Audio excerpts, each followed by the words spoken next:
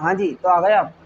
तो आज का वीडियो का टॉपिक हमारा कि आपको जो एसी होता है, जब आप न्यू इंस्टॉलेशन कराते हो तो उसके बारे में कुछ टिप्स आपको मैं दूंगा इस वीडियो में कि वो क्या आपको ध्यान रखनी है बातें जो कि आपके इन फ्यूचर एसी के लिए बहुत ज़्यादा उपयोगी है और आपके लिए भी। तो चलिए सबसे पहले बात कर लेते हैं कि एसी को कौन सी वाल पे लगानी है। एसी को आप उस वाल पर लगाओ जहाँ पर हीट लोड बिल्कुल भी नहीं हो या फिर हो तो बहुत कम हो, उस वाल पे आप एसी को इंस्टॉल करवाएं। अब वो क्यों कि आपके जैसे अगर हीट लोड ज़्यादा होगा वाल पर, तो हीट लोड ज़्यादा होने की वजह से क्या है कि वहाँ हीट ज़्यादा होगी। तो हीट होने से जो कूलिंग आएगी वो डिक्रीज होके आएगी, यानी कि उसमें इफेक्ट आ जाएगा, हीट भी मिक्स होके आएगी, तो प्रॉपर कूलिंग नहीं कर पाएगा। अब बात करते हैं कि एसी को कितने हाइट पे लगाना चाहिए या फिर कितना नीचे लगाना चाहिए। तो सबसे पहली बात ये कि आपके जो फ्लोर है, फ्लोर से आप 7 या 8 फीट उसको ऊपर लगा सकते हो, और ऊपर से आपको 1 या 1.5 फीट स्पेस ज़रूर देना है। अब वो क्यों देना है स्पेस कि जब आप एसी के लिए सर्विस के लिए किसी टेक्नीशियन को या फिर आप खुद ही एसी की सर्विस के लिए उसकी ग्रिल को उतारते हो, तो ग्रिल उतारने में क्या होता है कि बहुत सी बार स्पेस नहीं होता है, तो स्पेस की वजह से वो लोग एसी की जो ग्रिल के लॉक है वो टूट जाते हैं, क्योंकि आपको वहाँ पर उस जगह दिखाई देगा नहीं क्योंकि स्पेस कम रहेगा। तो आप उसको जैसे खींचोगे तो टूटने की आशंका होती है। और सेकंड बात ये कि जो एयर सर्कुलेशन होता है जहाँ से वो एसी आपका इंडोर यूनिट सक करता है एयर को, तो वो उसको प्रॉपर मिल नहीं पाएगा। अगर वहीं आप 1 या 2 फीट उसको स्पेस दे दोगे, 1 या 1.5 फीट, तो ईजिली वो एयर सर्कुलेशन भी उसका बना रहेगा। और जब आप उसके सर्विस के लिए उसको ग्रिल वगैरह को उतारोगे तो ईजिली आप उसको खोल सकते हो, ताकि उसमें आपकी इतनी जगह हो जाएगी कि जो गर्दन है अपनी वो अंदर तक जाके देख सके उसको, क्या इसके लोग कहाँ पर है और कैसे खुलेंगे। एक बात और कि जब आप एसी लगाओ तो ऐसी जगह मत लगाना जहाँ पे डायरेक्ट आपके वॉल पर सनलाइट आ रही हो, उस वॉल पर बिल्कुल भी आप एसी मत लगाना, क्योंकि डायरेक्ट सनलाइट आएगी तो वॉल की जो हीट है वो आपके कम नहीं होगी, वही की वही बनी रहेगी, तो उससे क्या कूलिंग पे इफेक्ट आता है।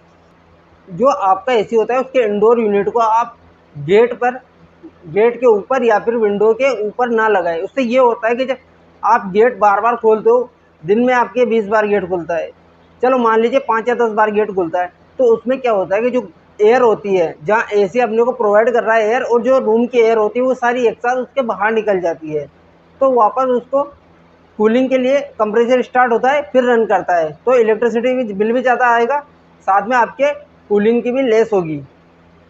तो आप विंडो या फिर गेट के ऊपर एसी ना लगाएं। अब ये तो हो गई हमारे बात कि एसी को कौन सी वाल पे लगाना है।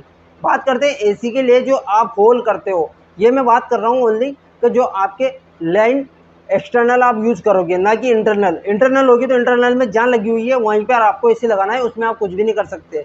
तो बाकी बात ये है कि जो एक्सटर्नल पाइप आया है उसकी उसी के साथ आपको इंस्टॉल करनी है। तो आपको उसमें एक ध्यान ये रखना होगा कि जब आप होल करते हो एसी के पाइप को बाहर निकालने के लिए, यानी कि जहाँ इंडोर आउटडोर कनेक्शन होता है कॉपर पाइप लाइन के लिए, तो उसको निकालने के लिए एक होल करना पड़ता है। तो वो होल आप एसी के लेफ्ट साइड में करवाइए, ना कि राइट साइड पे। राइट साइड में कराने से क्या है कि एक तो आपकी इजी इंस्टॉलेशन हो जाएगी, लेकिन वो वन टाइम इंस्टॉलेशन रहती है। वो कैसे कि जैसे आपने उसके राइट साइड में होल करवाया तो सीधा आप पाइप सीधा करके इंडोर के बाहर निकाल दोगे, बाहर निकाल के बाहर ही फ्लेयर कर दोगे। पर इन दैट केस आप कभी आपको एसी को खोलना हो तो उसमें क्या होता है कि जो पाइप होते हैं वो स्टार्टिंग में आपके फ्लेक्सिबल होता है, अच्छे से आप उसको मोड़ सकते हो।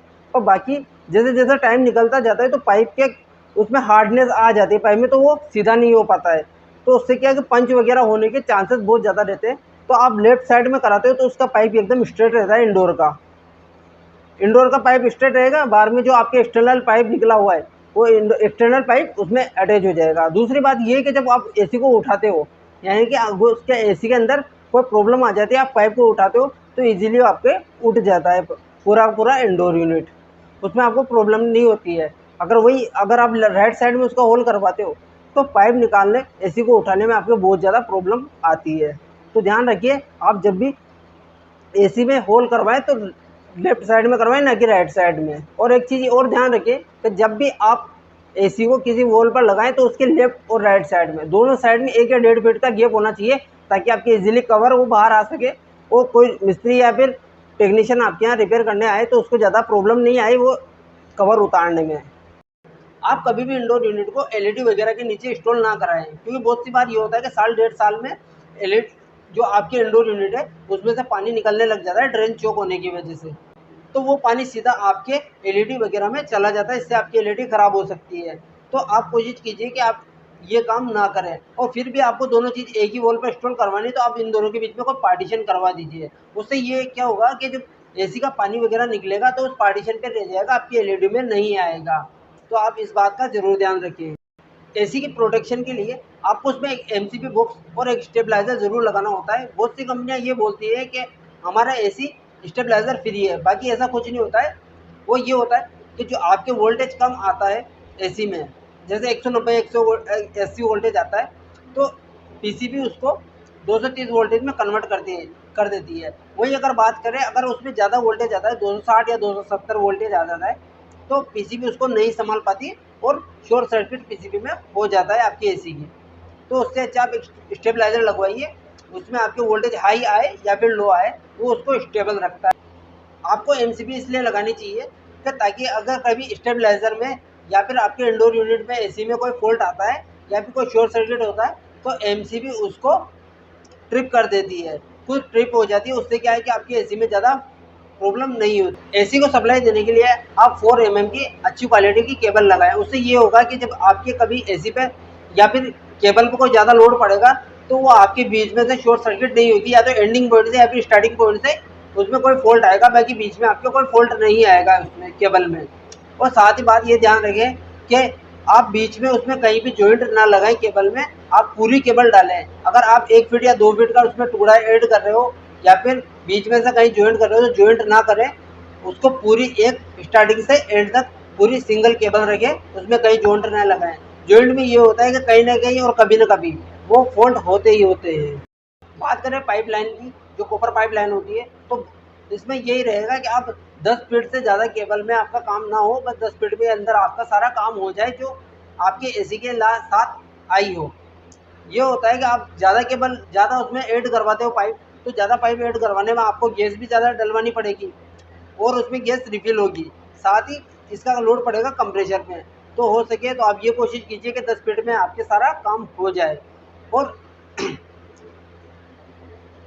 जो आप लाइन लगाते हो उसमें उसको आप अच्छी तरह से इंसुलेट करवाएं। इंसुलेट कराने से क्या होगा, अगर कहीं लाइन फटी हुई रहती है तो वहाँ से मॉइस्चर बन के पानी उसमें से निकलता रहता है जो कि अर्थ पकड़ सकता है। इस वजह से आप प्रॉपर उसको इंसुलेट करवाएं और 10 फीट के अंदर ही आप उसका पूरा काम करवाएं। अगर आपके 10 फीट में काम नहीं होता, आपको लाइन और ज़्यादा एक्स्ट्रा करवानी पड़ती है, तो आप जहाँ पर उसको ब्रेजिंग कराएं वहाँ पर बहुत अच्छी तरह से और सोच समझ के उसको ब्रेजिंग करवाएं, ताकि वहाँ इन द फ्यूचर कभी उसमें लीकेज वगैरह ना बने। और एक बार उसका सारा काम हो जाने के बाद उसका लीक टेस्ट जरूर करें कि कहीं से यहाँ लीक है तो नहीं, वरना फ्यूचर में आपको ये प्रॉब्लम आ सकती है कि आपको बार बार लीकेज वहीं पर मिलेगा। तो इसलिए आप उसको प्रॉपर वेल्ड करवाएं, उसमें प्रॉपर टेपिंग करवाएं, फिर जाके आप एसी इंस्टॉल करवाएं। साथ ही अगर आप आउटडोर ऊपर रखते हो तो ऊपर रखने में क्या है कि आपकी सीधी लाइन ऊपर जाएगी, नीचे से ऊपर जाएगी, तो उसमें क्या आपको एल बेंड नहीं लगाना है, आप उसमें यू बेल्ट लगाइए। यू बेल्ट लगाने से क्या होगा कि जो बरसात का पानी आता है वो डायरेक्ट पाइपलाइन के थ्रू आपके जो रूम है उसमें एंटर नहीं होता है। बहुत सी बार देखा गया पाइप के सहारे सहारे पानी रूम के अंदर आ जाता है। अगर आप उसमें यू बेल्ट दोगे तो पाइप के सहारे सीधा पानी नीचे आएगा, और जो आपके रूम में से पाइप निकल रहा है वो भी यू की तरफ जा रहा है, तो वहाँ से पानी नीचे रहेगा, उसमें अंदर नहीं जाएगा। साथ ही बात करें इसके ड्रेन की, तो ड्रेन के लिए आपको जो होल करवा रहे हो होल स्लोप पे होना चाहिए आपका। उससे क्या होगा कि जो पानी की ट्रे वगैरह भराती है वो सीधी निकल जाती है उसके थ्रू पानी। नीचे जो आपके ड्रेन की लगी हुई है नली, तो नली को आप बिल्कुल पानी में डुबा के ना रखें, पानी से थोड़ा सा ऊपर रखें, ताकि उससे क्या है कि जो ऊपर से प्रेशर आता है तो पानी इजीली निकल जाए। अगर आप उसको पूरी डुबा के रखोगे तो वो लाइन पूरी भरती हुई चली जाएगी और पानी आपके एसी के अंदर से वापस आना लग जाएगा। बात करें आउटडोर इंस्टॉलेशन की, तो आउटडोर इंस्टॉलेशन को अगर आप छत पर करवाते हो तो उसमें क्या होता है कि जो कंप्रेसर में आपके ऑयल होता है, तो वो ऑयल प्रेशर के साथ सीख कर आपके इंडोर में आ जाता है लाइन के थ्रू। तो उससे आपके फ्यूचर में क्या होता है कि जैसे चोकिंग वगैरह भी आने के चांसेस हो जाते हैं, और साथ ही साथ आपकी जो कंप्रेसर की लाइफ है वो भी कम होती है। तो आप उसको ये कीजिए कि आप उसको इंडोर से नीचे रखिए।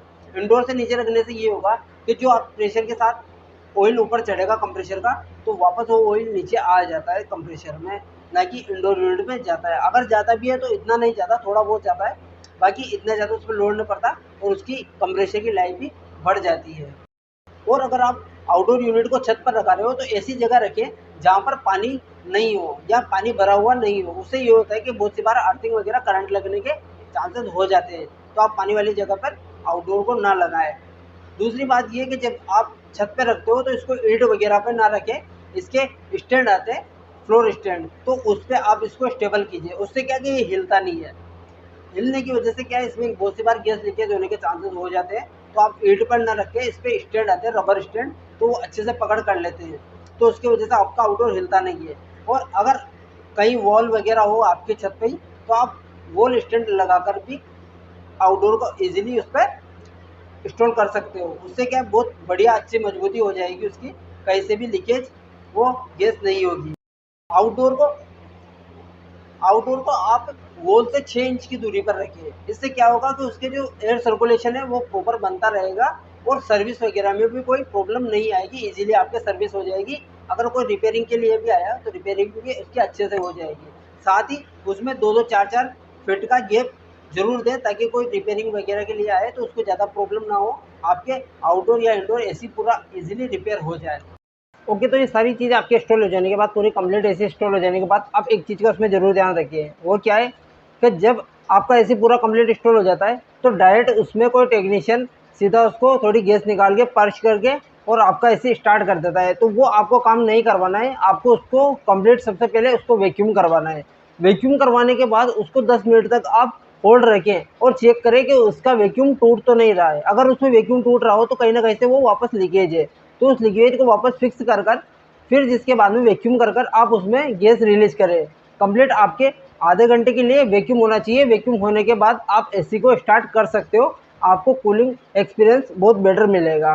तो फ्रेंड्स, यही था आज की वीडियो में। आपको वीडियो कैसी लगी? वीडियो अच्छी लगी तो लाइक करें, शेयर करें, कमेंट करें और चैनल जरूर सब्सक्राइब करें। साथ ही हमारा बेल आइकन प्रेस कर लें ताकि हमारी आने वाली हर एक वीडियो आप तक जल्दी पहुंच सके।